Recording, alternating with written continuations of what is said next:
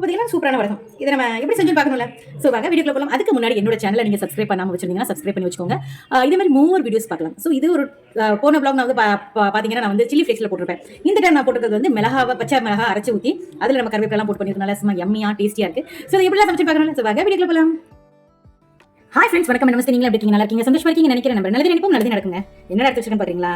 இது வந்து பச்சரிசிங்க. ரெண்டு கிளாஸ் வந்து பச்சரிசி, 2 கிளாஸ் வந்து புழுங்கரிசி எடுத்து வச்சிருக்கேன். ஜஸ்ட் நார்மலான ரேஷன் அரிசியில தான் நான் எடுத்து வச்சிருக்கேன். இது எதுக்காக 2 எடுத்து வச்சிருக்கேன்னா கூழ் வடகம் செய்யலாம்னு சொல்லி ஐடியா. அதனால நான் 2 எடுத்து வச்சிருக்கேன். ஒருவேளை நீங்க கூட கொஸ்டின்ஸ் இருக்கலாம், ஏன் நீங்க 2யுமே பேலன்ஸ் பண்ணி போடுங்க, தனித்தனி நீங்க போடக்கூடாதா அப்படின்னா அது உங்க விருப்பங்க. நீங்க அது மாதிரி கூட நீங்க போட்டுக்கலாம். பட் இந்த மாதிரி போடும்போது என்ன ஆகும்னா கொஞ்சம் மாவு கொஞ்சம் ஜாஸ்தியா இருக்கும், கிறிஸ்பினஸ் கொஞ்சம் ஜாஸ்தியா இருக்கும்னால நான் இந்த மாதிரி எப்பவுமே போடுவேன். அதனால ஸோ இப்போ நான் வந்து இன்னைக்கு கூழ் வடகத்துக்கு வந்து நைட்டே காய்ச்சி வைக்கணும் இல்லையா? அதனால நான் வந்து கொஞ்சம் புளிக்க வச்சு தான் நான் வந்து யூஸ் பண்ணுவேன். அதனால இந்த வடகத்துக்கு வந்து நம்ம புளிக்க வச்சு யூஸ் பண்றதுனால இப்போ அதை நனைய வச்சு ஈவினிங் மேலே அரைச்சதுக்கு அப்புறம் உங்களுக்கு நான் காட்டுறேன். சரியா? இப்போ அதை நனைய வச்சுட்டு அதுக்கப்புறம் நம்ம பார்க்கலாம். பார்த்தீங்கன்னா நேற்று நான் அரைச்சி வச்சிருந்த மாவு, ஓகேவா?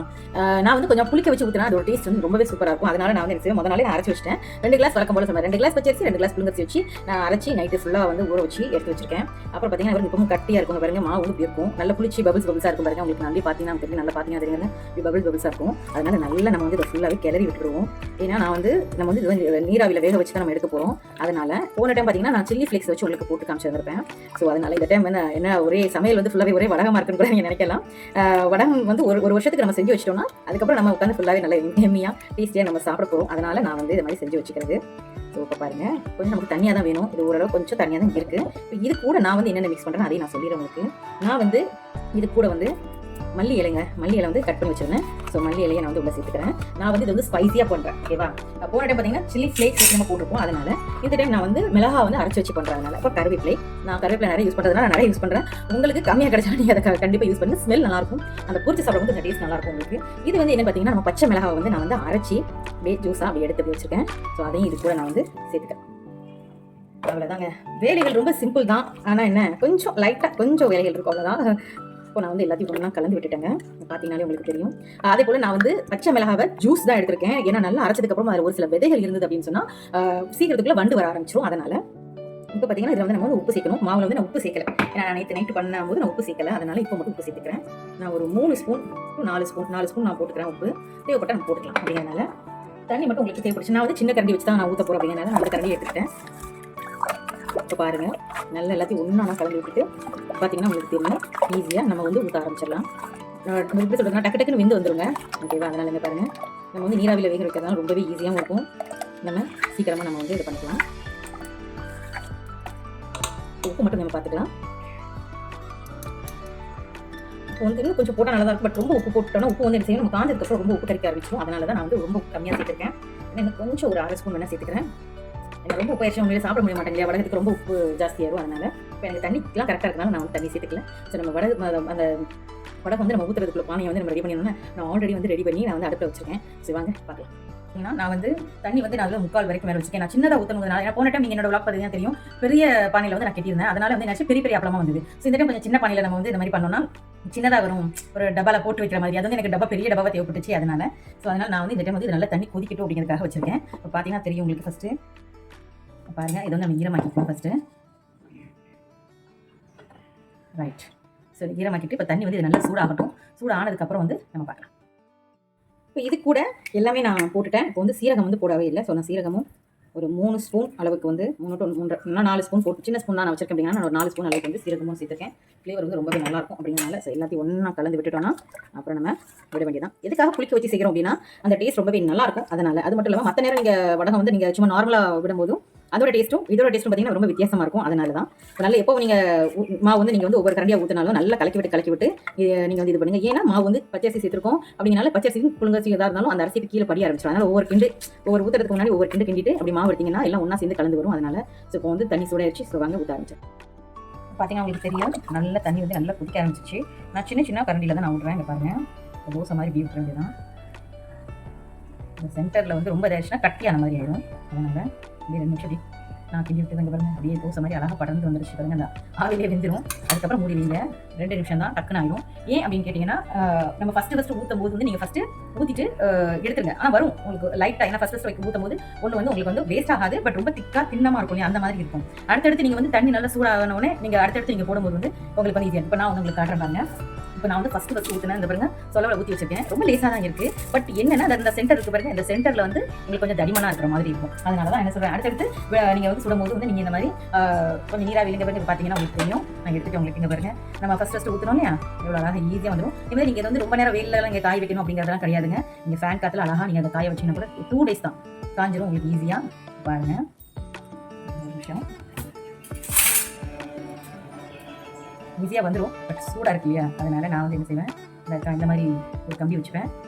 அழகாக எடுத்தாச்சா, எடுத்து வேறு போட்டாச்சு. ஸோ நான் வந்து என்னோடய சொலவில் வந்து விரிச்சு போட்டு வச்சுருக்கேன். ஸோ இன்னுமே இதை எடுத்து கொண்டு போய் அப்படியே துணியில் காய போட வேண்டியதான். ஒரு கண்டி தான் விட்டுருக்கேன், இருந்தாலும் மாவு பெருசாக தான் வரும் உங்களுக்கு. இங்கே பாருங்கள், சென்டரில் வந்து அதாவது மாவு வந்து நிற்க விடாது. தோசை விட விடுவீங்க, அந்த மாதிரி மாவு நிற்க விட்டோம்னா அந்த இடத்துல மட்டும் ரொம்ப பெருசாக திக்காக இருக்கும். அதனால் இப்போ சுற்றி நம்ம மாவு விட்டு எல்லா பக்கம் பண்ணும்போது உங்களுக்கு ஈஸியாக வந்துடும். இதையும் கொஞ்சம் பார்த்து நோட் பண்ணிக்கோங்க. அதையும் சரி பண்ணிட்டேன். முன்ன பின்ன இருக்கதாங்க செய்யும், அதெல்லாம் பார்த்த முடியுமா அப்படிங்கிற மாதிரி தான். எல்லாரும் போக போக எல்லாருமே ஈஸியாக கற்றுக்கலாம். ஸோ திரும்ப வந்து நீங்கள் ஐயோ இது இதாயிருமோ மடிஞ்சு போயிருமோ அப்புறம் நீங்கள் நினைக்காதீங்க. எடுத்து நீங்கள் போட்டால் மட்டும் போதும், ஈஸியாக முடிஞ்சிடும். நான் வந்து ஸ்பைசி எல்லாமே எனக்கு ஓகே தான். குழந்தைங்க பெரியவங்க வரைக்கும் சாப்பிட்ற அளவுக்கு தான், ரொம்பலாம் ஸ்பைசியாக இருக்காது. ஜஸ்ட் நார்மலாக இருக்கும். எப்போ ஒன்று நீங்கள் ஒரு வேளை ட்ராவல் டைம் கூட நீங்கள் என்ன செஞ்சுக்கலாம், இதை வந்து நீங்கள் பொரிச்சு ஒரு டப்பாவில் போட்டு எடுத்து வச்சுட்டு போனீங்கன்னா, இந்த அப்பளம் பொரிச்சு வாங்க நம்ம டெல்லி அப்பளம் எப்படி இருக்கும் அந்த மாதிரி உங்களுக்கு முறுமுறுன்னு இருக்கும். அதனால தான் நான் வந்து இதில் வந்து இது சேர்க்குறது, பச்சரிசியும் புழுங்கரிசியும் சேர்த்து தான் சேர்க்குறது. ஒருவேளை உங்களுக்கு இல்லைங்க எங்களுக்கு அப்பெல்லாம் வேண்டாம் அப்படின்னு நீங்கள் நினச்சிங்கன்னா நீங்கள் வந்து நான் கம்பி விட்டு எடுக்கிற மாதிரி ஈஸியாக வந்துச்சு. சட்டப்போ தான் வேணும் இல்லை, உங்களுக்கு எது கம்ஃபர்டபுளாக இருக்கோ அதை வச்சு நீங்கள் எடுத்துக்கலாம். இப்போ அடுத்தது திரும்ப மறுபடியும் மாவு கிளறி ஒரு கரண்டி தான் வச்சுக்க பாருங்கள். கடையில் போய் நம்ம வாங்குறத விட இந்த மாதிரி வீட்டில் நம்ம செஞ்சு வச்சுட்டு நம்ம குழந்தைங்களுக்கு நம்ம கையால் செஞ்சு கொடுக்கும்போது அதில் இருக்க சந்தோஷம் இருக்குது எனக்கு ரொம்ப. நான் அதனால தான் மாதிரி சொல்லிட்டு இது வந்து ஸ்பெஷலாகவே குழந்தைங்களுக்கு எல்லாத்துக்காகவே நான் பண்ணுறது. ஃபேமிலியில் இருக்க எல்லாரும் நம்ம வெளியில் போய் அப்பளம் வாங்குறோம், ஒருவேளை உங்களால் அப்படியே உளுந்தெல்லாம் வச்சு உங்களால் அப்படி அப்பளம் பண்ண முடியாத பட்சத்துக்கு ஸோ நீங்கள் இதை மாதிரி நீங்கள் செஞ்சு கொடுத்தீங்கன்னா பசங்களுக்கு டெய்லி ஸ்நாக்ஸ் கூட நீங்கள் கொடுத்து விடலாம். எந்த ஒரு கெமிக்கலோ கலரோ எதுவுமே இல்லாதது. எனக்கு ஃபோனில் பார்த்துட்டீங்க தெரியும், நான் வந்து கேரட்டில் பண்ணியிருப்பேன். அதுவும் இதே மாதிரி கொஞ்சம் லைட்டாக ஸ்பைஸ் போட்டு பண்ணியிருப்பேன், அதுவும் சூப்பராக வந்திருக்கும். ஸோ நீங்கள் அதை நான் அடுத்த வீடியோவில் நான் அப்லோட் பண்ணும்போது நீங்கள் பாருங்கள். 2 நிமிஷம் தான் ஆச்சு பாருங்கள். அதுக்குள்ள ரெடி ஆச்சுங்க. இப்போ லேசாக நம்ம வச்சுருக்க கம்பி வச்சு எடுத்தோம்னா வேலை முடிஞ்சுது. எங்கள் ஒன்று நீங்கள் கேட்டாதீங்க, உங்களுக்கு இது இருக்குது அதெல்லாம் எடுத்துட்டீங்க இருங்க. அப்படின்னா உங்களுக்கு என்ன இருக்கோ அதை வச்சு நீங்கள் எடுங்க. எனக்கு அது கொஞ்சம் ஈஸியாக இருந்தது, அதனால் நான் வச்சு எடுக்கிறேன். திரும்பியும் அதே போல் நான் ஊற்றி காமிச்சிடுறேன் உங்களுக்கு. இதே மாதிரி உங்களோட அத்தனை மாவையும் நீங்கள் வந்து என்ன செஞ்சுக்கணும், ஊற்றி நீங்கள் ரெடி பண்ணிட்டீங்கன்னா உங்களுக்கு வீட்டிலேயே சூப்பரான ஒரு வடை வந்து ரெடிங்க. நீராவி வடகம் சொல்லுவோம் இல்லையா, அது ரெடி ஆயிடும். நம்ம கையால் நம்ம குழந்தைங்களுக்கு நம்ம செஞ்சு கொடுக்குற போது அதுக்கு அந்த சந்தோஷம் நம்ம இப்போ நிறைய மறந்துட்டோம். வெளியில் ரெடிமேடாகவே வாங்கி பழகிட்டோம். ஆனால் நம்ம வீட்டில் செஞ்சு சாப்பிடும்போது அதோட டேஸ்ட்டும் நல்லாயிருக்கும், அது சுத்தமாகவும் இருக்கும். அதனால் வீட்டில் எப்பவும் செஞ்சு பழகுங்கன்னு தான் நான் சொல்லுவேன்.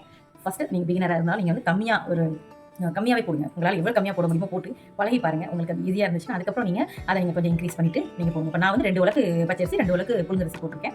நீங்கள் அதுக்கு தகுந்த மாதிரி நீங்கள் அதில் உலக்கில் வந்து சின்னதாக இருக்குது, மெஷர்மெண்ட் கப்ஸ் இருக்குது, அதில் எதில் வேணுமோ நீங்கள் போட்டு பார்த்துட்டு நீங்கள் இதை மாதிரி ட்ரை பண்ணி பார்த்துட்டு நீங்கள் எனக்கு கமெண்ட் சொல்லுங்கள். பாருங்கள் ஈஸியாக சூப்பராக வந்தாச்சா. இதே மாதிரி நான் எல்லாத்தையும் நான் சுற்றி எடுத்துட்டு உங்களுக்கு வந்து நான் காட்டுறேன். சரிங்களா, பாருங்கள் சூப்பராக எடுத்தாச்சு. இதே போல் நான் எல்லாத்தையும் நான் செஞ்சுட்டு உங்களுக்கு காட்டுறேன். இப்போ பார்த்தீங்கன்னா இதையுமே நான் வந்து நல்ல போட்டு எடுத்து வச்சுட்டேன். ஸோ இப்போ கொஞ்சம் லேசாக கொஞ்சம் ஃபேனை கீழே காய வச்சுருக்கேன். இப்போ நல்ல வெயில் அடிக்க ஆரம்பிச்சிருச்சு.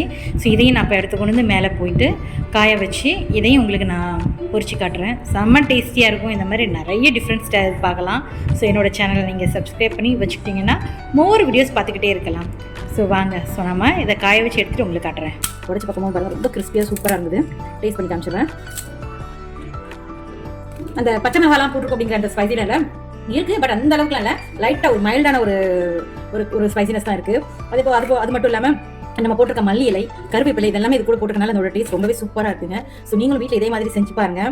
அது மட்டும் இல்லாமல் நிறைய வெரைட்டிஸ் ஆஃப் வடகம் வந்து நம்ம அடுத்தடுத்து அப்லோட் பண்ணிட்டே இருக்கோம் உங்களுக்கு. ஸோ நீங்களும் வீட்டில் இதே மாதிரி வடகம் உங்களுக்கு நீங்கள் ட்ரை பண்ணி பார்த்துட்டு எனக்கு இந்த உங்களுக்கு இப்படி வந்துச்சுன்னு சொல்லிட்டு எனக்கு கமெண்ட்ல சொல்லுங்கள். இந்த வீடியோ பிடிச்சா லைக் பண்ணுங்க, கமெண்ட் பண்ணுங்க, ஷேர் பண்ணுங்க, சப்ஸ்கிரைப் பண்ணுங்க. தேங்க்யூ ஃபார் த வாட்சிங். Bye friends.